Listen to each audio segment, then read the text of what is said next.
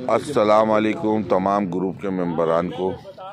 ये जैसे कि मैं दिखा रहा हूँ, अभी ये ग्रुप में 5-5 हज़ार वाले नोट हैं।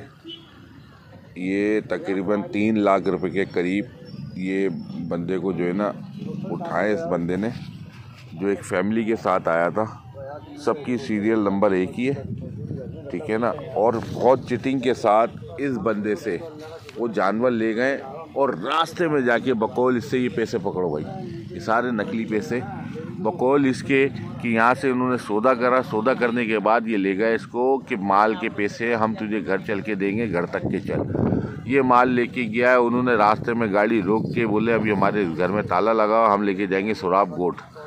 तो ये हम जो है ना तुम्हें पैसे दे रहे हैं और तुम पैसे लेके जाओ, हम आगे जाएंगे। ऐसे ही था भाई।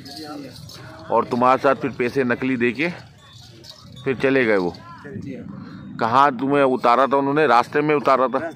बताओ, तुम खुद बताओ कितने पैसों का उन्होंने 2 नंबर दिया तुम्हें पैसा? 2,70,000। 2,70,000 रुपये तुम्हें नकली दिया, ठीक है। ये 2,70,000 रुपये इसको नकली दे के चले गए इस बेचारे को। जो ये बंदा बैठा हुआ है, ये सत्तार भाई के बाड़े पे आके बैठा हुआ है रेंट पे, मतलब ये अभी बकरा ईद के टाइम पे काम करने के लिए।